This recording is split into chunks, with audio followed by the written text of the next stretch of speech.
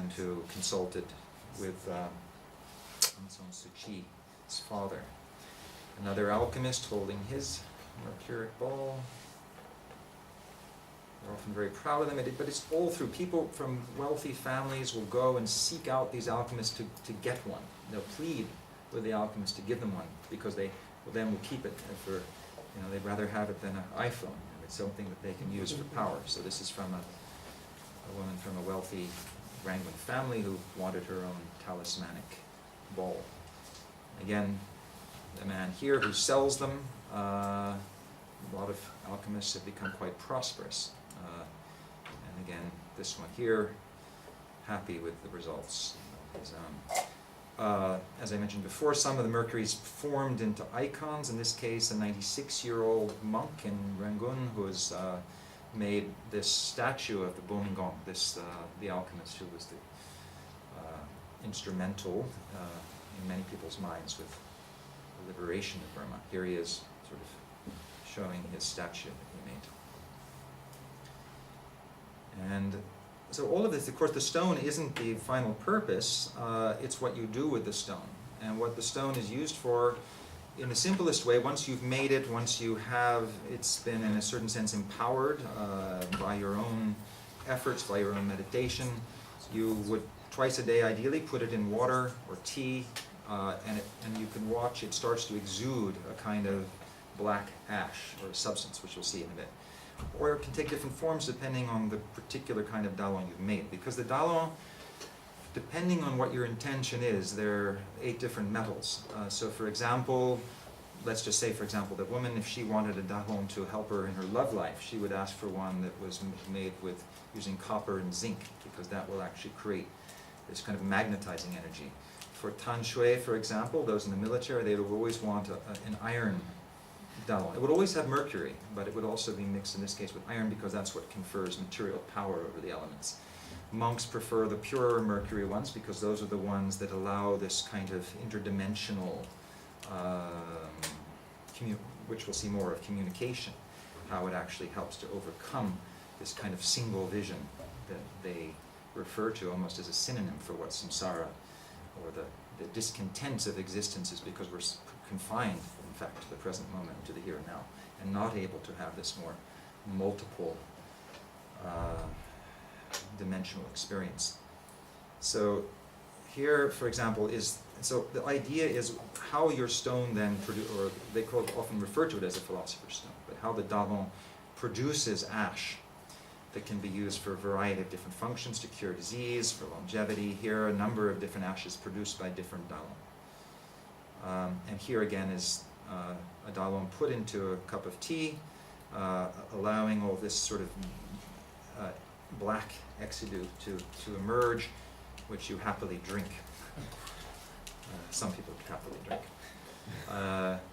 And in a way here it's all exemplified by this Bomingong, who we keep seeing because you see him all over Burma. Here, often shown iconically with his cup of tea, which, as they will always say, of course he was drinking the tea, drinking the essence of the dragon's milk from his own dalong. And then different forms. Sometimes, great accomplished alchemists are able to create these magical elixirs where you take only a few grains. Here's a monk showing an incredibly precious substance that's supposed to bring you and to be able to, well, and they said actually, if you take a few grains of this, you transport it to Mahanyai, to the great forest where the alchemists are still. So who knows what this stuff would do to you. So you vanish. Sorry? You vanish. Well, I don't know if it's temporary, long term, it's hard to know. I wasn't so interested in even requesting. This, I showed him a few times, but on the right is, again, the mercury ash, which takes this sort of gray shape. And then he is able to mix that. He mixes often with different herbs to create herbal elixirs to heal a number of different kinds of disease. So we're getting towards the end, because I think I've gone over half an hour.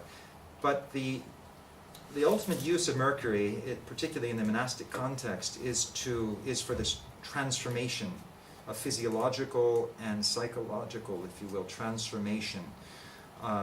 This is the same monk who I showed you, who is the abbot of the oldest Buddhist monastery in Burma, Kelata Sayadaw. And a very interesting explanation, he said, the temptation of Buddha, with the Mara. He said all of this is just the rising of the dragon energy, essentially. It's the rising of the Kundalini. So you really see how even within an orthodox Theravada context, they've actually maintained whatever the old tradition was of the Ari monks, whoever they were, whether they were Shaivite, whether they were Tibetan. They were certainly of a tantric disposition, in the sense that here, as he explained, and this is on the wall paintings of a temple, this is the energy that if we master it becomes a force of liberation and transformation, and if we can't handle it, basically is our downfall. So you see here, in a way, this is embodied on the wall paintings of an 11th century temple in Bagan. And the Buddha, in a way, conflated with the alchemical tradition,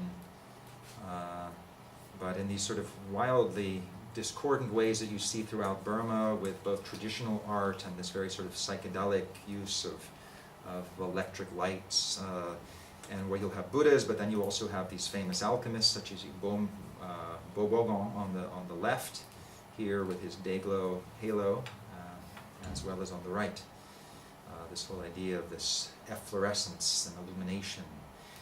And you also have, this is the one who I showed you before, who had the dragon's egg and the Mercury, who was at the forge and does this, the deep, so you do this bellows breathing, which does put you into an altered state.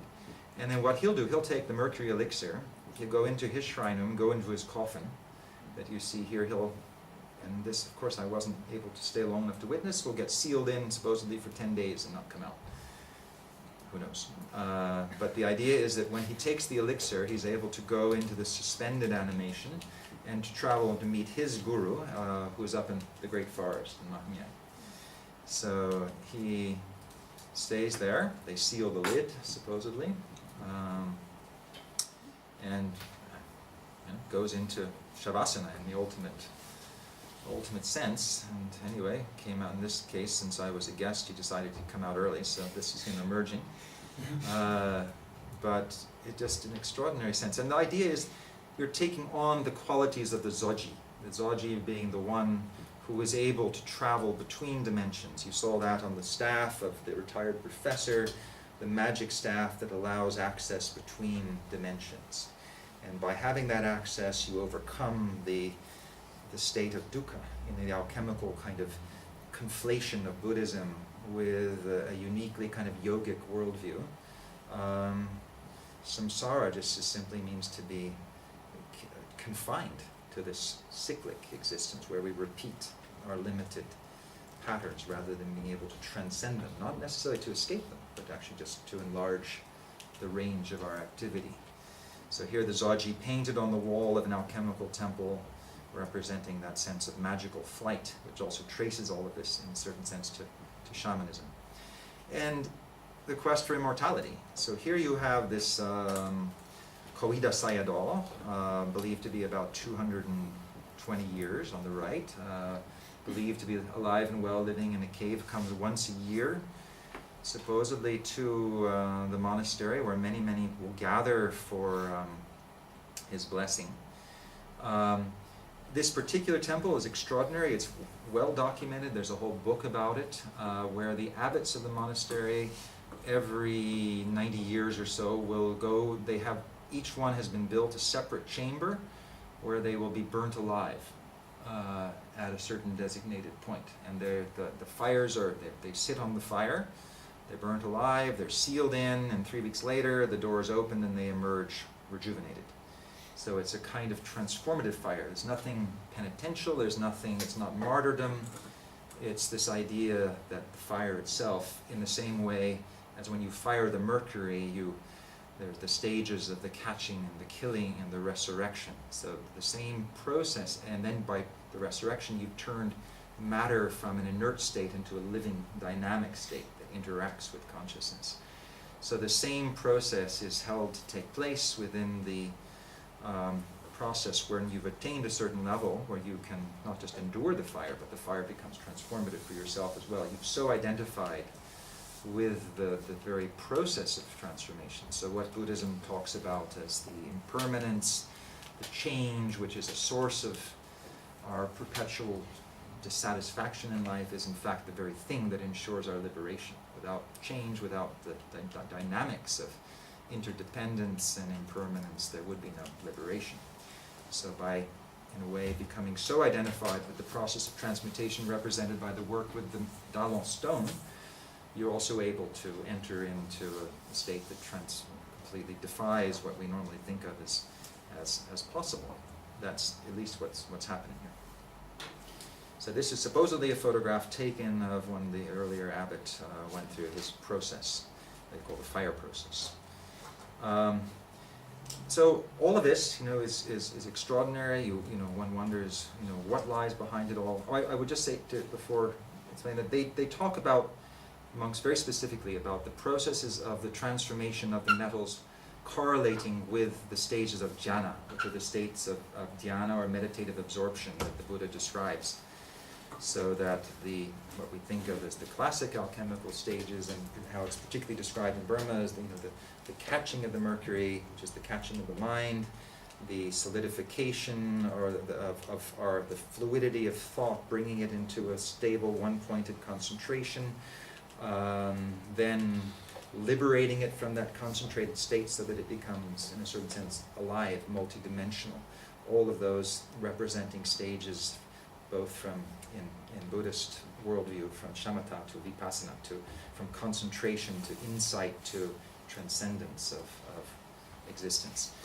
So just to conclude, the world of Burmese alchemy is a fascinating opportunity to sort of look into, if we will, the mirror of Mercury, because in a sense it is a substance that was right from the start, right at the back of our mirrors. It allows us, if one looks at it figuratively, to sort of look into our own natures, to question who and what we are. Certainly this is done in a very overt way in the context of Burmese alchemy, but in a way just by the very propositions that are, in a way, brought out by, in the concept of even researching such things. We're forced to look at what we think of as being real, as being just simply the limitations imposed by our conditioning.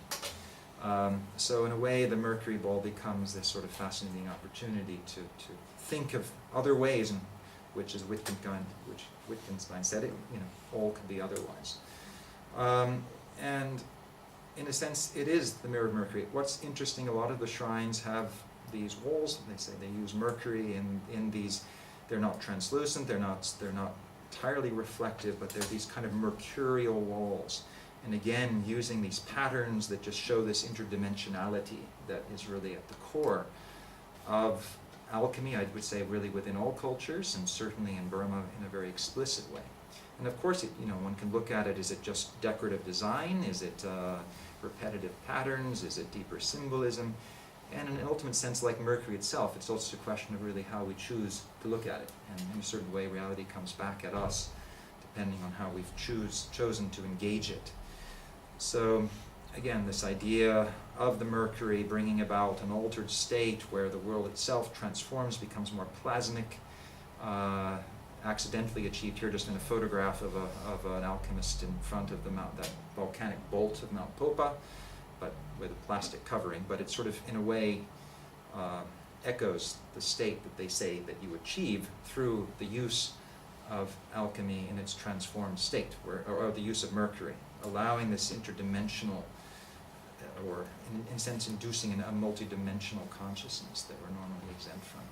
So those are the questions. Here you have, again, an alchemist devoted every day to the forge. What is it we're trying to do? What are they trying to do? What is it we're trying to do by understanding what they do?